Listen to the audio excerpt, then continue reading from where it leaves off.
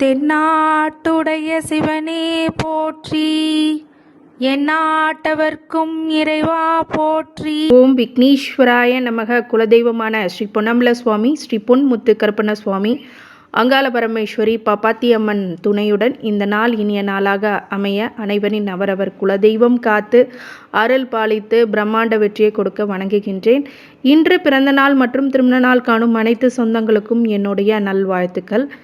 இந்த ஐஸ்வர்யம் ஆஸ்ட்ரோ நேயர்களுக்கு என்னுடைய பணிவான வணக்கங்கள். உங்களுடைய அஸ்ட்ரோ சஃப்னா பேசுகிறேன். உங்களை சந்திக்கிறதுல மிக்க மகிழ்ச்சி. அடுத்து வருகின்ற 116 நாட்கள் நடக்கவிருக்கும் ஒரு ஆச்சரிய மாற்றங்களும் வாக்கிய பஞ்சாங்கத்தின்படி இந்த குரு பயிற்சி எப்போது மாறவிருப்பது அப்படிங்கிற போது அக்டோபர் 15ஆம் தேதி 2024, அடுத்து வருகின்ற ஆண்டு பிப்ரவரி 11, 2025 வரை இந்த குரு வக்ர பயிற்சியானது உங்கள் வாழ்க்கையில் எப்படிப்பட்ட தாக்கங்களையும் மாற்றங்களையும் ஏற்படுத்த போகிறது அப்படிங்கிறத பற்றி விரிவான காணொலியை ஸ்கிப் பண்ணாமல் பாருங்கள். உங்கள் உற்றார் உறவினர்கள் நண்பர்கள் அனைவருக்கும் பகிர்ந்து பயன் தருமாறு கேட்டுக்கொள்கின்றேன். உங்களுடைய ஃபாரினில் இருக்கிற வெளிநாட்டு நபர்கள் அவர்கள் அனைவருக்கும் இந்த பதிவானது மிக முக்கியமான பதிவாகவும் நல்ல மாற்றத்தை எதிர்நோக்கி இருக்கிறவங்களுக்கு இது மிக தெளிவான விளக்குறையை கொண்ட ஒரு அற்புதமான பதிவு அப்படின்னு சொல்லலாம். கன்னிராசி அன்பர்களுக்கு இந்த வருடம் இந்த குரு வக்ரம் எப்படி இருக்க போகிறது அப்படிங்கிறத பற்றி முழு காணொலியை பார்க்க போகிறீங்க. கன்னிராசி சொல்ல முடியாத துயரங்கள், ஏமாற்றங்கள் மற்றும் ஒரு சில டிப்ரெஷன், ஸ்ட்ரெஸ் அப்படிங்கிறது இந்த 9ஆம் இடத்து குரு மாறும்போது ஒரு சில பிரச்சனைகள் தோன்றி இருக்கிறது அப்படிங்கிறது மேஜராக எல்லாமே சொல்ல வேண்டிய விஷயமா இருக்குது. 8ஆம் இடத்துல குரு இருக்கும்போது கூட அவ்வளோ பாதிப்புகளை கொடுக்கலைங்க. ஆனால் 9ஆம் இடத்துக்கு குரு வந்த பிறகு மிகப்பெரிய மன உளைச்சலுக்கு ஆளாயிருக்கும்.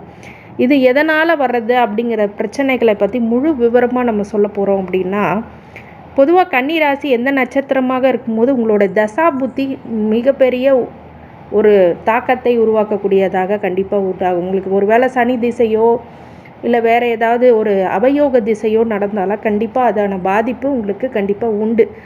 அது உங்கள் ஜனனகால ஜாதகத்தில் தான் அந்த தசா புத்தி என்ன இருக்குது அப்படிங்கிறத பற்றி முழுமையாக சொல்லலாம். ஆனால் கோச்சார ரீதியாக 9ஆம் இடத்து இப்போ குரு வக்ரம் அடைகிறது கன்னிராசி புதனுடைய நட்சத்திரத்துக்கு இந்த குரு ஆனவர் ரொம்ப பெரிய நன்மையை கொடுக்க மாட்டார். ஆனால் 9ஆம் இடத்து குரு வக்ரம் ஆகிறது அப்படிங்கிறது ரொம்ப நன்மையை கொடுக்கும். இந்த 116 நாட்கள் உங்கள் வாழ்க்கையில் எண்ணிலடங்கா ஒரு மாற்றங்கள், அதிசயங்கள் கண்டிப்பாக நிகழ்ந்தே தீரும். பேருக்கு குலதெய்வ அனுகிரகம் அப்படிங்கிறது கண்டிப்பாக நல்லபடியான உருவாகும். முதல் மரியாதை அப்படிங்கிறது உங்களுக்கு கண்டிப்பாக மீண்டும் கிடைக்க பெறுவீர்கள். அந்த 116 நாட்கள் மிகப்பெரிய வெற்றியை நோக்கி கன்னிராசிக்காரர்கள் இருந்தாலும் பட்ட கஷ்டம் கொஞ்சம் நெஞ்சம் இல்லை, அவதிகள் கொஞ்சம் நெஞ்சம் இல்லை, மறைமுக பகையினால் வருகின்ற மன உளைச்சல்களும் மன நிம்மதியின்மையும் உங்களுக்கு பெரிய தாக்கத்தை ஏற்படுத்தியிருக்கிறது அப்படின்னு சொன்னால் அது மிகையாகாது. அதே மாதிரி வீட்லேயும் ஒரு நல்ல நிலை இல்லைங்க, பிள்ளைங்களால் பிரச்சனை அப்படிங்கிறதெல்லாம் உங்களுக்கு கொடுங்க. ஏன்னா 6ஆம் இடத்து சனி வக்ரம் அடையும் போது 5ஆம் இடத்துடைய பலனை உங்களுக்கு கொடுத்தாலும் 5ஆம் இடத்தையே வக்ரம் அடையிறது பார்வையினால் 9ஆம் இடத்துலேருந்து 9ஆம் பார்வையாக 5ஆம் இடத்தை பார்க்கும்போது சனி அந்த குரு வக்ரமானது குழந்தைங்களால் ஒரு சில பிரச்சனைகளை சந்தித்து தீர்வீர்கள். ஒரு சில பேருக்கு மன உளைச்சல் ஏற்படும் அவர்களால். அது மாதிரி பிரச்சனைகள்லாம் இப்போ கண்டிப்பாக சந்திப்பீங்க. ஃபீஸ் கட்ட முடியாத நிலமை, சில பேருக்கு ஃபீஸ் கட்ட பிள்ளைங்க ஒழுங்காக படிக்காத நிலை, பிள்ளைகளால் ஒரு சில மன உளைச்சல்கள், சரியாக சாப்பிட மாட்டேங்குது, ஹெல்த் இஷ்யூஸ் வருது, அந்த மாதிரி சில விஷயங்கள்லாம் உங்களுக்கு கண்டினியூஷன் ப்ராசஸ் மாதிரி வந்துட்டுருக்கும். மறைமுகமாக உங்களுக்கு நேரடியாக உங்களை புகழ்ந்தாலும் முதல் மரியாதை கொடுத்தாலும் பின்னாடி போயிட்டு உங்களை பற்றி தேவையில்லாத விமர்சனங்கள், தேவையில்லாத பிரச்சனைகள், தேவையில்லாத விஷயங்கள் எல்லாமே உங்களுக்கு அகெயின்ஸ்டாக பண்ணுறது மட்டும் மிகப்பெரிய ஒரு கஷ்டமான காலத்தை நோக்கி சென்று கொண்டிருக்கிறீர்கள் அப்படிங்கிறது உறுதியான விஷயம். ஆனாலும் உங்களுடைய சாமர்த்தியத்தினாலும் உங்களுடைய அமைதியான போக்கினாலும் ஒரு சில பிரச்சனைகளை நீங்களே முடித்து வைப்பீர்கள் அப்படிங்கிறது ஒரு நிதர்சன உண்மை அப்படின்னு சொல்லலாம். ஆனால் உங்களுக்கு கேது உங்களுடைய ஜென்ம ராசியிலே இருக்கிறாரு அப்படிங்கிறதுனாலும் 7ஆம் இடத்து ராகு இருக்கிறதுனால மிகப்பெரிய மன உளைச்சல்கள் ஆகக்கூடிய விஷயங்களும் உங்கள் வாழ்க்கையில் நடந்தே தீரும்.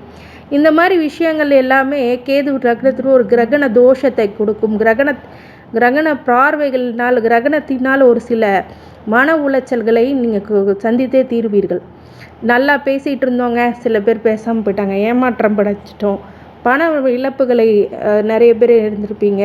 இதில் ஒரு ப்ளஸ் பாயிண்ட் என்னென்னா, நிறைய வீடு மனை யோகம் அப்படிங்கிறதெல்லாம் சில பேர் கட்டி முடிச்சிருப்பீங்க. ஆனால் அதற்கான கடன் விபதிகள் அப்படிங்கிற விஷயத்தில் உபாதைகளை கொடுக்கக்கூடிய விஷயங்களாக அது இருக்கும். உத்தியோகத்துலேயும் ஒரு நிம்மதியற்ற நிலைமை, ஒரு சில பேருக்கு சரியான ஒரு தேடுதல் கிடைக்காம பிரச்சனைகள் உள்ளாக்கக்கூடியதாகவும் இந்த உத்தியோகத்தில் இருக்கும். தொழில் சார்ந்த விஷயத்தில் இருக்கிறவங்களுக்கு பிஸ்னஸில் பெரிய பிரச்சனைகள் இருக்குங்க, ப்ராப்ளம்ஸ் வருதுங்க, என்ன பண்ணலான்னு தெரியல, அந்த அளவுக்கு கை கட்டின தூரக்கு கை கட்டாமல் மீறி போகுதுங்க அப்படின்ற விஷயங்கள்லாம் இப்போ இருக்கும். ஆனால் இதெல்லாம் இந்த 116 நாட்கள் கடவுளுடைய புண்ணியத்தில் கண்டிப்பாக நல்ல ஒரு மாற்றங்களை கண்டிப்பாக ஏற்படுத்தும் அப்படிங்கிறது இருக்குது. அதிர்ஷ்ட வாய்ப்புகளும் உங்களை வாழ்க்கையில் தேடி வந்தாலும் அதற்கு நிகரான துன்ப நிலைகளும் கொடுக்கும்போது அதிகமாக ஒரு பாலை இருந்துச்சுன்னா அது ஒரு துளி விஷம் மாதிரி உங்களுடைய வாழ்க்கையில் அது சில பிரச்சனைகளையே உங்கள் மனதளவில் மிகப்பெரிய மாற்றத்தை கஷ்டத்தை கொடுத்துரும்.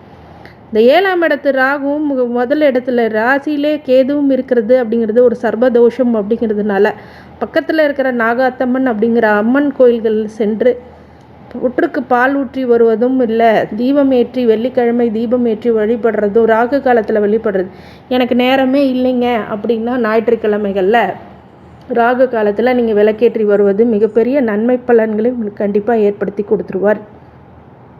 இந்த கன்னி ராசிக்காரங்க பூர்வ புண்ணியத்தினால் ஒரு சில பிரச்சனைகள், பூர்வீக வழியில் சொத்துக்கள் பிரச்சனை, அம்மா அப்பாவோடைய சிறு மனஸ்தாபம் அப்படிங்கிறதெல்லாம் இப்போ நிவர்த்தி அடையும். ராசியிலே கேது உட்கார்ந்துருக்கிறதுனால மன குழப்பத்தையும் மனசஞ்சலத்தையும் கொடுத்தாலும் அந்த இடத்துல கேது உங்களுடைய விஷயத்தில் 9ஆம் இடத்து வக்ர குரு அங்கேயும் உங்களுடைய பிரச்சனையை அதிகமாக கொடுத்துக்கிட்டு இருக்கார். அப்படிங்கிறதுனால ஒரு சில பிரச்சனைகள் நம்ம பர்சனலாக வரக்கூடிய பிரச்சனைகளை யார்கிட்டையும் பகிராமல் சொல்லாமல் இருக்கிறது மிகப்பெரிய நல்லதை உங்களுக்கு கொடுத்துரும். கொஞ்ச நேரம் கடவுளுடைய ஏற்பாடுகள்னாலையும் உங்களுக்கு நன்மை ஏற்படுத்தக்கூடும். சில நேரத்தில் மன அமைதியே இல்லை அப்படின்னா வெளியில் போயிட்டு வர்றது, வெளியூருக்கு போயிட்டு வர்றது அப்படிங்கிறது நல்லதை கொடுத்தாலும் உங்களுக்கு ஆன்மீக பயணத்தில் வெற்றியை கொடுக்கும் அப்படின்னு சொல்லலாம்.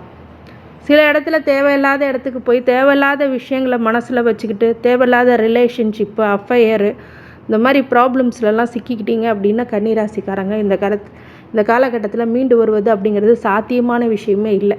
அதனால் முடிஞ்ச அளவுக்கு உங்கள் மனசுக்கு, உங்கள் உடம்புக்கு, உங்களுடைய மனசுக்கு பிடிக்காத ஒரு விஷயத்த, மனசாட்சிக்கு இது எதிரான விஷயத்த அப்படிங்கும் போது அதை விட்டு விலகி வர்றது அப்படிங்கிறது ரொம்ப நல்ல விஷயமா கண்டிப்பாக உங்கள் வாழ்க்கையில் ஏற்படுத்தும். அந்த தாக்கத்தையும் மாற்றத்தையும் இந்த குரு வக்ரம் உங்களுக்கு நன்மையை கண்டிப்பாக கொடுத்துரும் அப்படின்னு சொல்லி, இந்த குரு வக்ரத்தில் என்னென்ன விஷயங்கள் நடக்கும்னா ராசிக்கே பார்க்குறாரு, அந்த இடத்துலையும் குரு வக்ரம் அடைகிறார். 9ஆம் இடத்துலேருந்து 5ஆம் பார்வையாக உங்களோட ராசிக்கே பார்க்குறாருங்கும் போது அங்கேயும் வக்ரம் நடக்கும்போது உங்களுக்கு சில விரய செலவுகள் காத்து கொண்டு இருக்கிறது அப்படின்னு சொல்லலாம்.